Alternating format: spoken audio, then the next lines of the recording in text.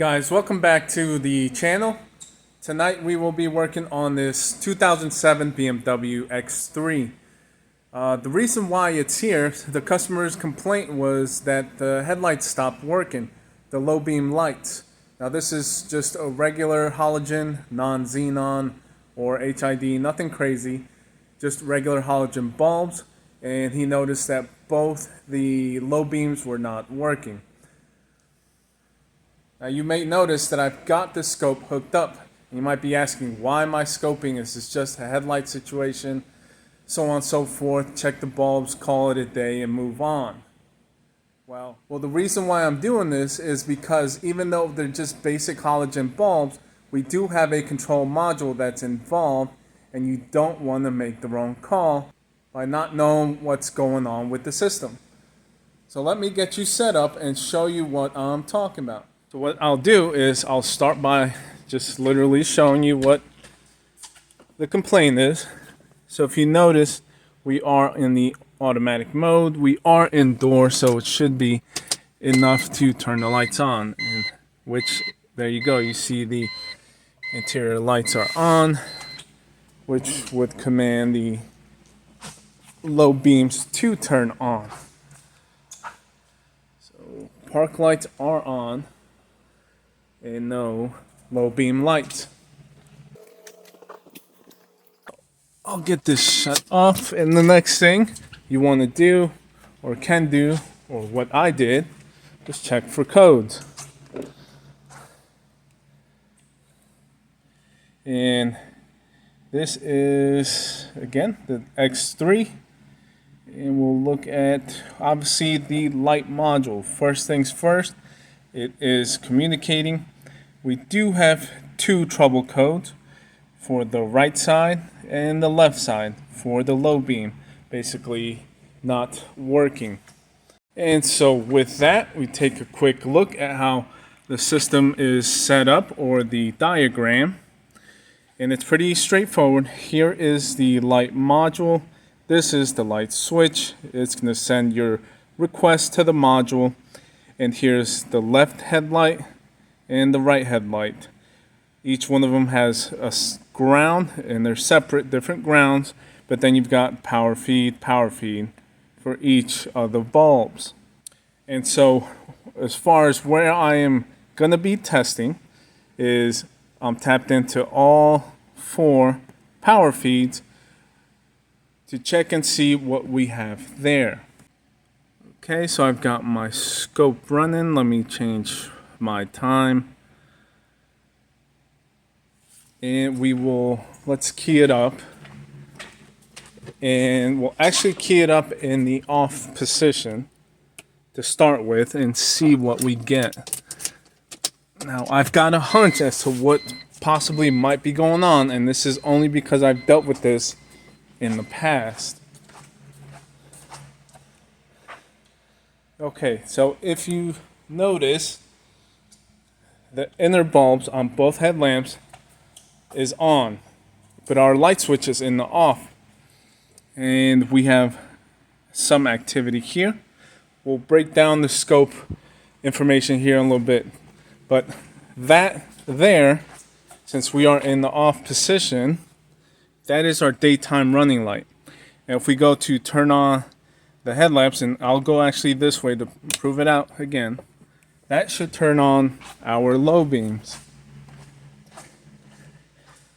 And again, we're back to no low beams, and it turns the daytime running off when it should be running the low beams. And this is what the scope captured.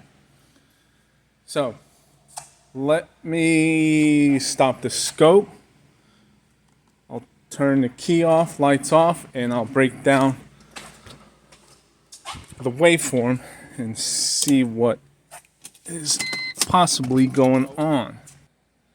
And there's one bit of information that I still have not told you guys, but the customer had told me that he found some of the insulation for the bulb wiring inside the headlight had come apart.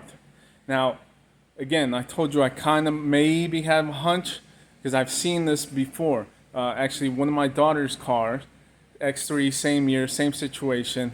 The light bulb wiring had come apart, and that one had actually burnt up the light module.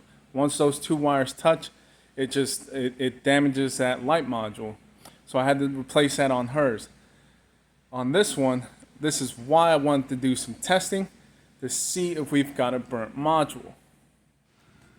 Now, if we look here, where it was bunched up a lot, we'll zoom in there. That was when we had daytime running light. And we can see we have basically duty cycle going on. The red channel and the yellow gold channel.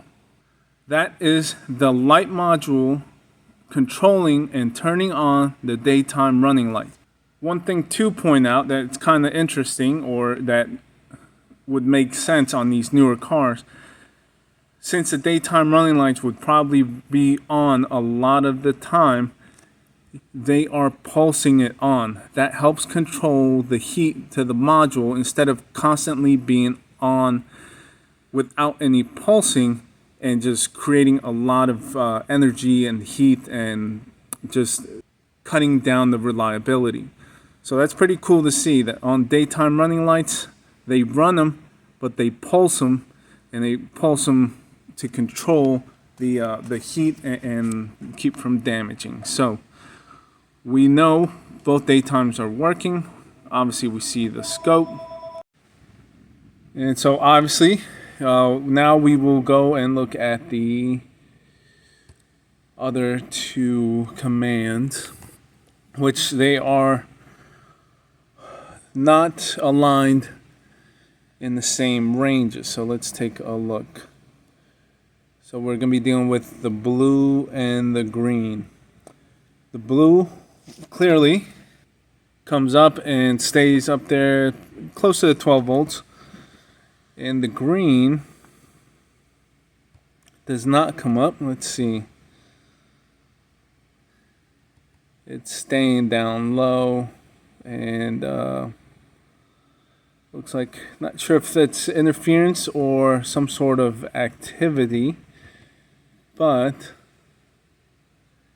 nonetheless, we are not providing or coming off of basically zero. So this is kind of what I was either afraid of or just wanting to make sure that we clarify. So let me explain, and I can probably guess as to what's going on. Since we know the blue and the green are for the basically low beams, the blue comes up to 12 volts. That is proper. That is what's supposed to happen. The green stays down. That is not being supplied. We're not getting 12 volts there. So what I am betting that is going on is the one with the blue channel, which is right here, that's passenger side, that goes to 12 volts. I bet the bulb is burnt out on that. And the green channel, which is here, that stays down and does not provide 12 volts, I bet this one, the bulb is good, but the module has become basically burnt out in the circuit that provides voltage for the low beam. I bet that's what's going on, because it's the only thing that has to be going on, because we're getting 12 volts. So I bet the bulb is bad there. And again, like I said, I bet the wires are touching in this headlight and has shorted out the module. Okay, so here is the passenger side, and just to get you a shot of basically what happens on these, if you look at the coating on there, it starts to crumble off, and once you get the power and ground bare and touch each other, that's what will damage your light module. So let me take this out, and I'm going to check with the meter.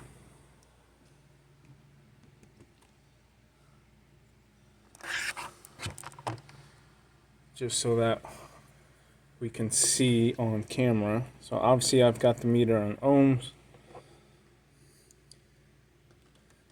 Again, if my guess is right, this is probably just going to be a bulb issue. So, okay.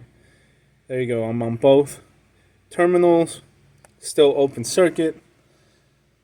This side is just a bulb issue.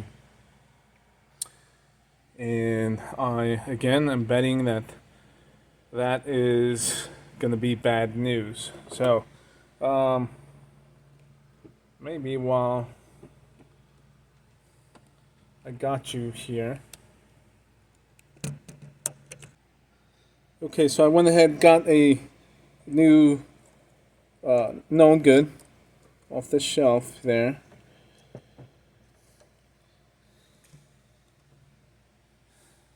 And we'll get this one out of the way.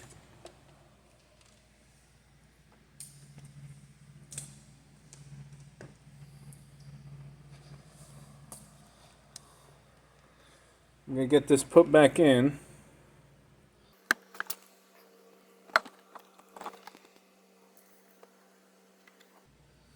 I'm going to just let the bulb hang because I'm going to repair that harness in the headlamp. So I'm just going to let it hang. I just want to see it light up. So there it is. Let's go ahead and turn the car on.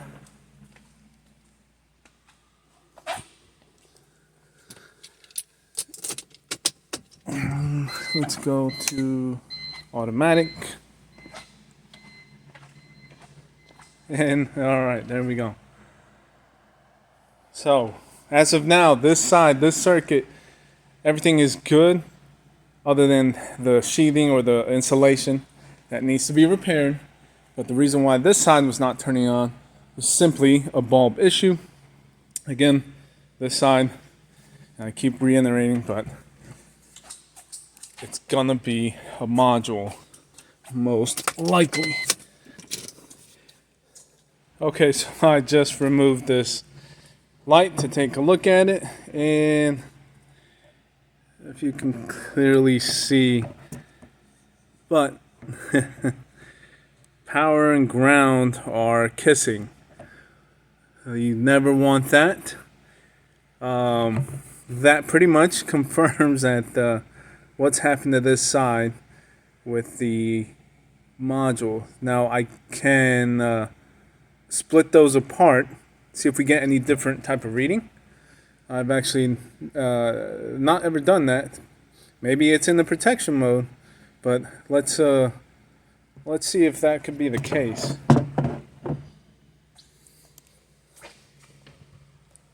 Since I know some BMWs are smart enough to recognize, but let's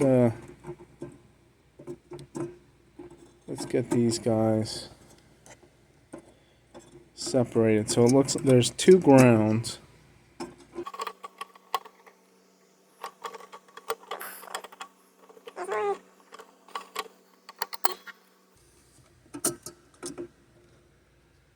Okay. So it looks like I might have them apart enough to where they're not touching. Let's see what that does. I'm curious to see.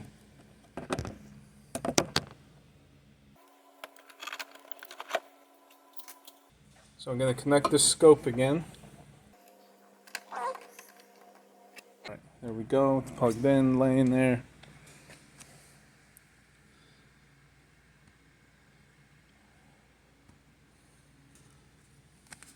Okay, let's see.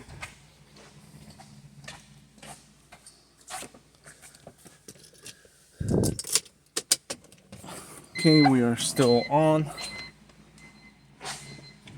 And no, nothing. The scope's still down towards the bottom. That one's working properly. One thing I might try is to clear the code. and see if that changes everything. So let me get the scanner.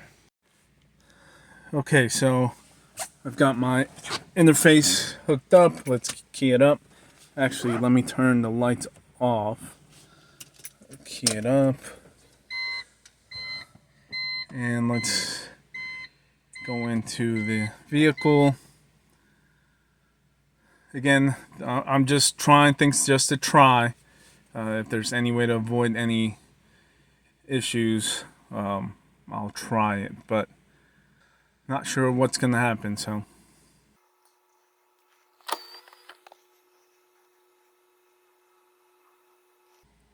Okay, go control unit, body, light module. Now I'll read the codes first. I'm curious to see what the right side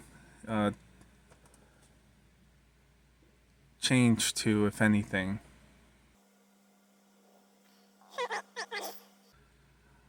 Okay, let's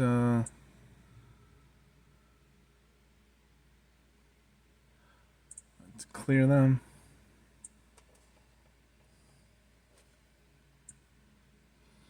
Reread. Okay, so supposedly no codes. We'll cycle the key. Again, we are still just for what would be daytime running.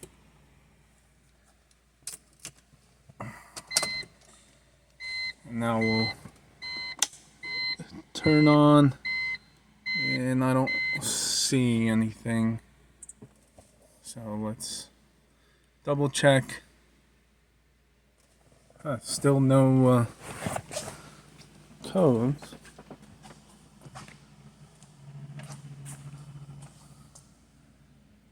No light. All right. I was gonna say maybe we need to check the bulb, but the green has stayed down towards the bottom. Again, indicating it's not able to provide voltage like the blue side. So I don't even need to check the bulb. And it's weird that it hasn't logged the code yet, but there's no need to check the bulb if we don't even have voltage coming out this way from the light module. Now again, being those wires, power and ground, we're touching. There's really no need for me to check the wiring back to the module. I've seen this in the past, and the modules do get burnt up. So unfortunately, it looks like this guy is gonna need a module, but I was wanting to just show that to you guys, even though this might be just a simple halogen bulb issue going on, as to why you need to test, scope, to make a determination before you get yourself in trouble. And there we go. It finally recognized that it can't control it. Trouble code. It's gonna be a bad module. Okay, and I just wanted to show you. I've unbolted it already, but pretty sure if you search online, you'll find the location. This is the light module. This guy here. Now, earlier, trying to get ahead of the game, out of curiosity, we called the dealer, and they no longer offer this, or they didn't have any in the country, and not even in Germany. So we are stuck trying to figure out what to do about this faulty module. Okay guys, so what I've got here and what I want to try, just because of the situation of no more modules available, so on and so forth. If you do a used one, you can get not you can, but you will get a manipulation dot that they call, and that is because you're going to mismatch mileage and VIN, and so on the dash you're going to have a dot that appears that signifies that there has been some parts interchanged incorrectly. Okay guys, so what I am going to try to do is read the information off of the MCU there. I did end up having to map out on this. There is no literature out there on where the ports are on the board, so honestly, that right there took about 2 hours. And then, so I'm gonna go ahead and read the information. This was the EEPROM portion, but I ended up switching over here on the tablet. You can see I just finished reading the flash. I'm gonna go ahead and read as much as I can, save as much as I can, and with this one I can do the verification reads, so that's why I switched to this. But I'll get all that hopefully read correctly, properly, with no issues. And I think I'm gonna go ahead and get a used one and transfer that information over and hopefully get the headlights working again. Okay, so I am connected to the used one. EEPROM. First thing I want to do, check the ID. This will give me an idea if I am connected properly or have good connections. Okay, so we do have some sort of ID. That is good news as far as the connections go. So let's go ahead and read EEPROM first.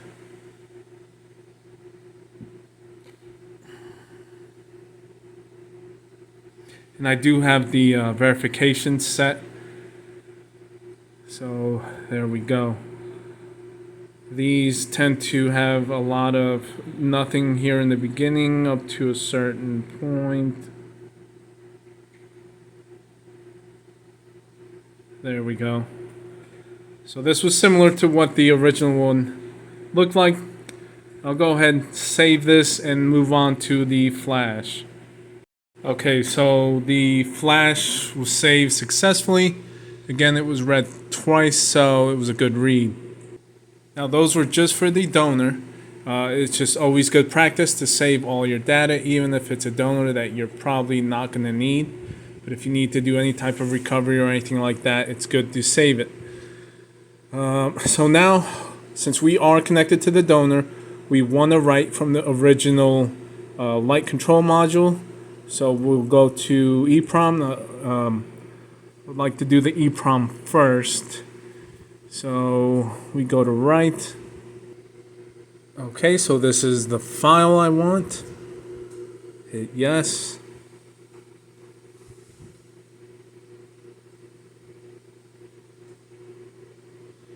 Okay, so the EEPROM was written successfully. Now we'll go over to Flash and hit write and pick this guy.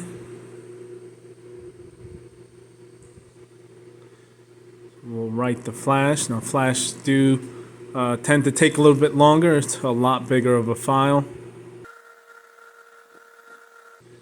And on the Autel, if it gets past 5%, things are going well. So it's kind of the tipping point.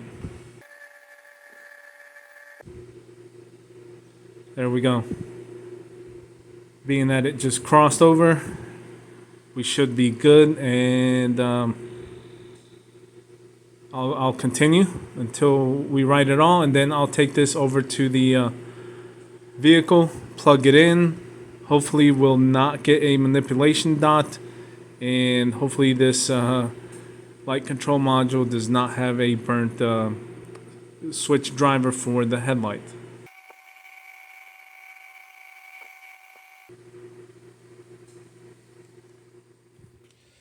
Okay, so it's kind of hard to tell, but there it is hanging. I haven't done anything. I'm about to key it up for the first time and see if we have. Let's see. So there's no manipulation dot, but the battery is crazy dead, so hold on. Actually, I'll try to start it. Hopefully, jump box. Okay, so the manipulation dot would pop up here after the 0. There's nothing there. That's a good sign as far as the EEPROM work. Let's go ahead and scan it. Now, if you install a used light module and you go to identify the vehicle, it'll bring up 2 different VIN numbers, one from the cluster, one from the light module, and it asks you to pick which VIN number would you like to basically identify the vehicle as. So this would be that point.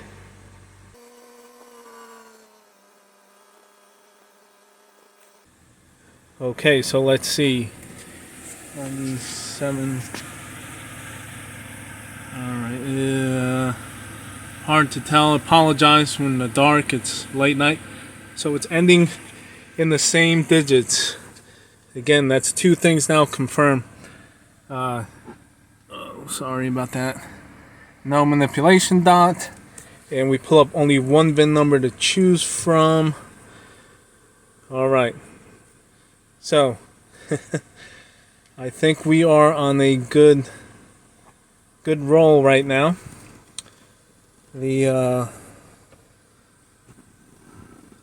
I think the thing to check now is if the headlights work. So I'll let this keep reading. We'll plug in the headlights. We did end up doing the fixing the wires or isolating them. So I'm gonna plug them in and see what happens. So here are the lights, and just to get you a quick shot, there is the new insulated wiring. So this was the driver's side, this was the really bad one that was touching. So that no longer will be affected. And this is the passenger side. So we'll get these hooked up and see what we got. Okay, so I just plugged them in while it's running. Naturally, we're going to get daytime running lights on both sides, which we knew we had. Let's go ahead and we'll turn on the lights.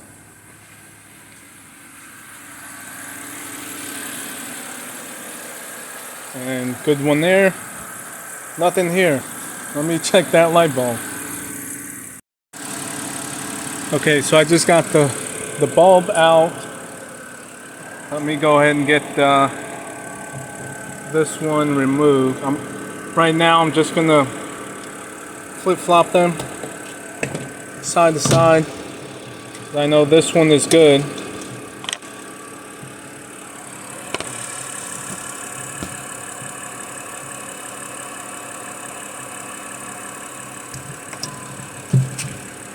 Okay.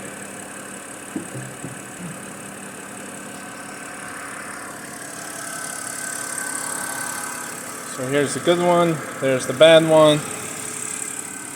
I'll put you down again quick.